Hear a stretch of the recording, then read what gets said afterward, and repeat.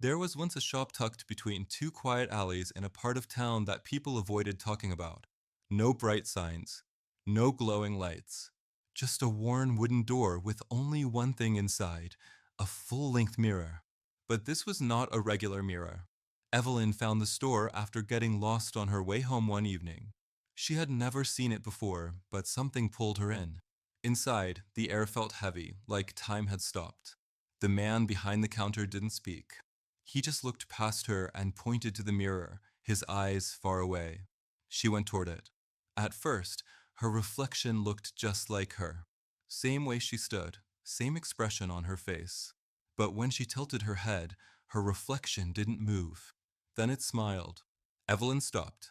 She hadn't smiled. The reflection leaned in and whispered, without moving its lips, "Do you want to know who you really are?" She shivered, but couldn't look away.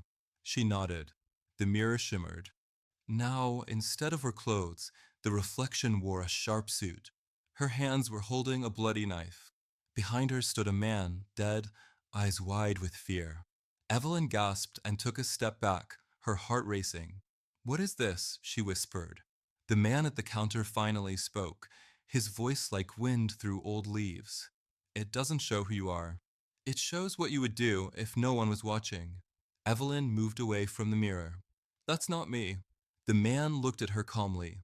"Then you have nothing to fear." But she did fear it, because deep inside, the image felt familiar, like a thought she had once had and tried to forget. Evelyn ran from the store. That night, she couldn't sleep. Every time she closed her eyes, she saw the reflection, the blood, the smile, the feeling. In the days that followed, Evelyn changed. She started seeing people differently, her coworkers, her friends, her boyfriend. She became suspicious, always on guard. Every conversation felt like a test of control, a struggle for power. And when she got angry, she remembered the reflection, the knife, the calm. One evening, she returned to the alley. The shop was gone, just an empty wall. She asked around, searched records, even contacted the city's historical office. There had never been such a place. And yet, she remembered. Weeks later, Evelyn was called into her boss's office. He was letting her go. He said it was downsizing. She calmly nodded, stood, and shook his hand.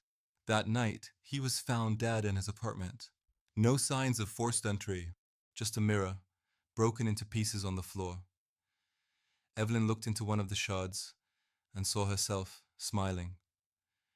Evelyn stood above the broken pieces of the mirror, her reflection broken into sharp, uneven parts, yet each one showed a smile. She now knew. The mirror hadn't changed her. It had shown her who she really was. In the weeks that followed, strange things started happening. People she didn't like got sick. One neighbor left without a word.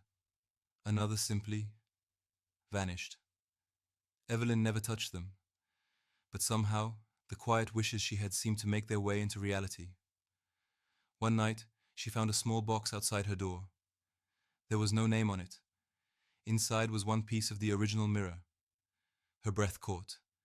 It was calling her. She placed it in her closet, facing the door. Every time she looked at it, she saw something different. A version of herself that was stronger, freer. No rules, no hesitation, no guilt. One morning, she looked into the shard and asked, "What comes next?" It flickered, then showed her a city skyline covered in fire. Evelyn blinked.